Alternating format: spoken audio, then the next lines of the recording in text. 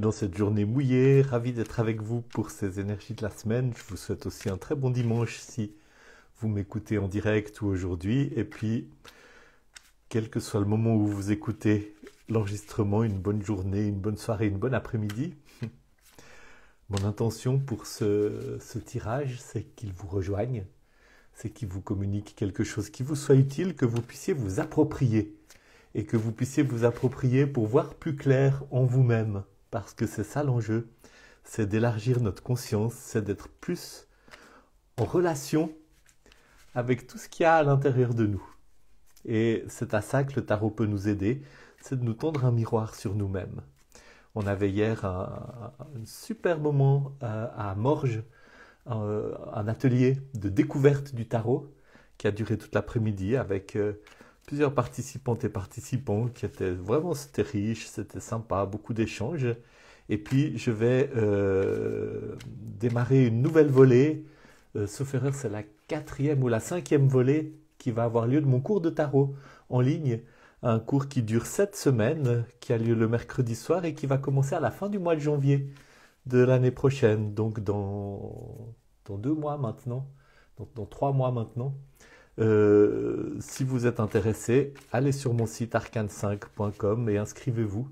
Prenez contact avec moi. Si vous avez des questions, n'hésitez pas à me les poser. Et pendant que je vous dis tout ça, j'ai fini de brasser le jeu. Je le coupe. Et je tire la première carte qui nous parle des énergies à l'œuvre en nous, autour de nous cette semaine. Et c'est le 9 de bâton. Le 9 de bâton, le bâton c'est l'énergie, c'est le feu, c'est l'énergie vitale, c'est peut-être la sexualité, la créativité, ça peut être la spiritualité dans ce qu'elle a d'actif, de quête, hein, de quête du Graal, ça peut être aussi les combats que nous rencontrons dans la vie, hein, les moments où il nous faut manifester notre vitalité en faisant face à la difficulté, en ouvrant notre chemin, en nous bagarrant un peu contre les circonstances. Puis le 9 parle d'arriver à la fin d'un cycle. Le 9 parle d'avoir tout un parcours derrière soi, donc qui a un parcours de manifestation de l'énergie, où il y a eu des combats, où il y a eu de la fatigue, où il y a eu aussi des élans de créativité, des élans d'expression de soi. Et le 9 dit, vous arrivez au bout, c'est la dernière ligne droite, il y a peut-être un projet qui est en train de s'accomplir, il y a peut-être une réalisation que vous avez mis en œuvre, mais il y a encore un effort à fournir, il y a encore du travail, ce n'est pas le moment de vous décourager. Le 9 de bâton vous dit, la ligne d'arrivée approche, et puisqu'on parle d'énergie vitale, c'est aussi le moment de prendre soin de vous-même. C'est le moment de veiller sur vos ressources d'énergie. Peut-être que c'est une carte qui dit, mais attention, pour avoir l'énergie de continuer, pour avoir l'énergie d'accomplir vos projets, pour avoir l'énergie de faire encore les efforts qui sont demandés par la situation présente, veillez sur votre sommeil, veillez sur votre alimentation, veillez sur votre équilibre de vie. Ne faites pas de choses qui vous dépriment, qui vous vident de votre énergie vitale, hein, qui vous font gaspiller votre énergie vitale. Il y a un aspect d'être assez centré, hein, autour d'un objectif, d'un but, et de rassembler ses forces autour de cet objectif. C'est une carte qui dit redoublez d'engagement et soyez prudent. On y est presque, mais il y a encore du travail et ne gâchez pas tout dans la dernière ligne droite. Peut-être que c'est une carte qui parle de difficultés, après beaucoup d'épreuves et de fatigue, une sorte de dernière étape où il faut se mobiliser pour traverser. C'est en tout cas une carte qui vous dit gardez le cap, mobilisez vos forces, persévérez. Hein.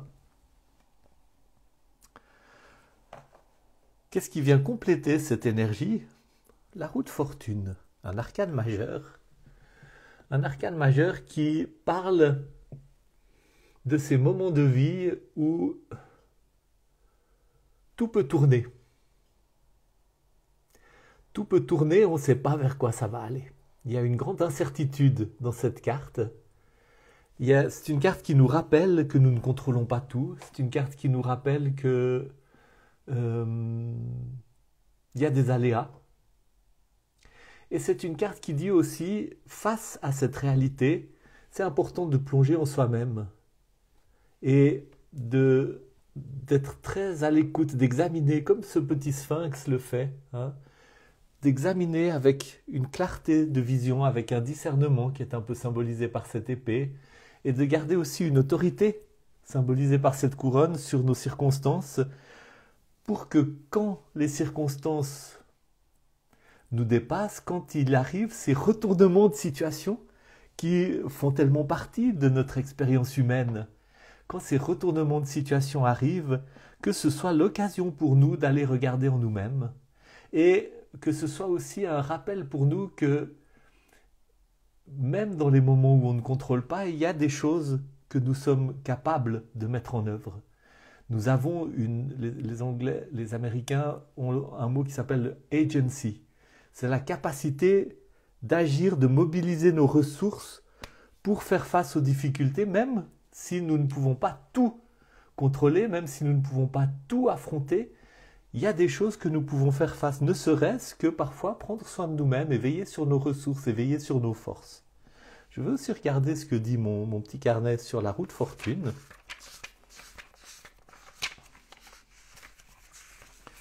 L'arcane 10, moment décisif, opportunité. Hein.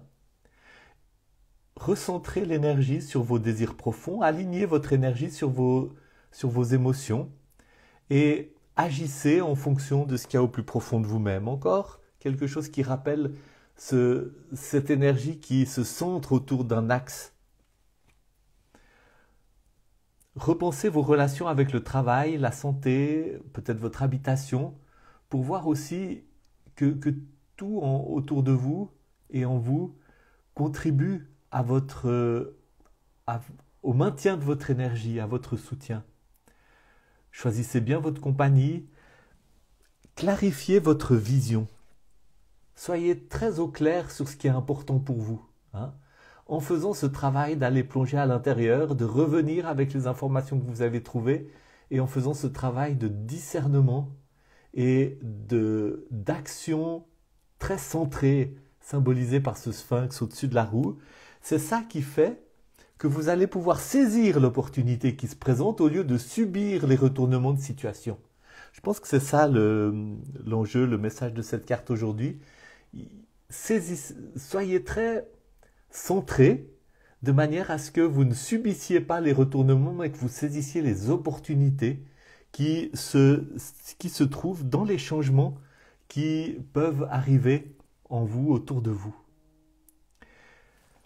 Et puis, la carte qui vient en dessous, qui sous-tend tout cela, la Maison Dieu,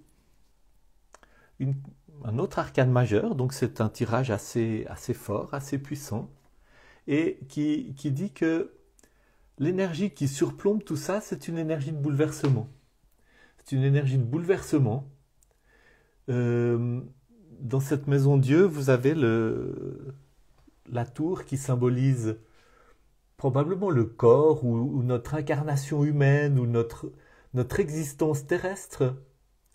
Vous avez cette couronne qui est déplacée par un jaillissement d'énergie qui soit vient du ciel, soit jaillit du milieu de la tour, qui symbolise le fait qu'on prend conscience qu'on ne contrôle pas les choses. C'est une sorte de...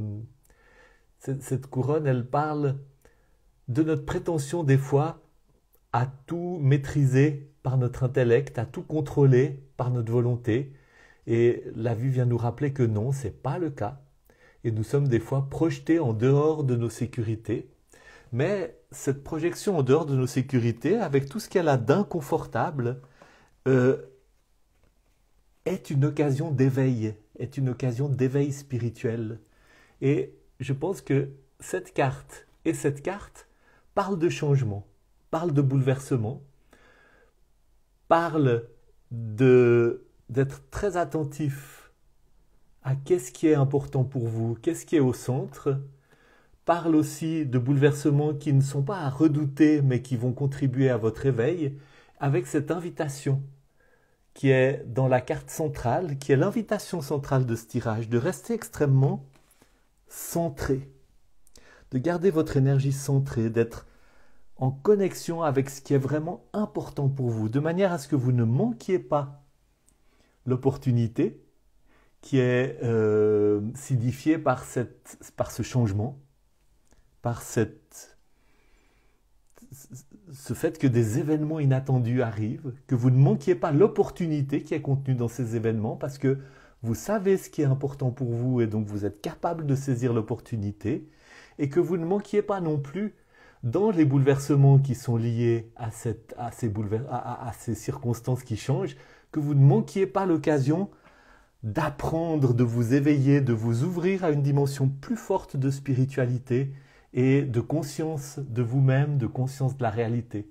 Donc un tirage qui n'est pas facile, un tirage qu'il vous faut maintenant garder, mûrir, méditer, voir en quoi ça s'applique dans votre propre situation, et un tirage qui est porteur de beaucoup de promesses, de beaucoup d'invitations, vraiment dans la perspective de ce que j'exprime dans ce livre, un pèlerinage intérieur pour aller à la rencontre de votre intuition, être très centré sur ce qu'il y a à l'intérieur de vous et faire de votre vie une aventure spirituelle. Toutes les circonstances que nous rencontrons sont des occasions pour nous de grandir dans cette ouverture au mystère, qui a quelque chose de très déstabilisant, mais qui a aussi quelque chose de tellement riche. Il y a une dimension de plus rester enfermé dans sa tour, mais d'être projeté dans la réalité, face à la réalité, presque la tête dans la terre, mais il y a quelque chose d'être projeté vers une conscience de plus en plus grande de la réalité, vers une ouverture de plus en plus grande à tout ce qui est. Je vous souhaite un très bon dimanche et je me réjouis de vos commentaires, de vos remarques. Vraiment, n'hésitez pas à me partager ce qui vous vient et ce que vous avez envie d'exprimer à l'écoute de ce message. Et puis à bientôt.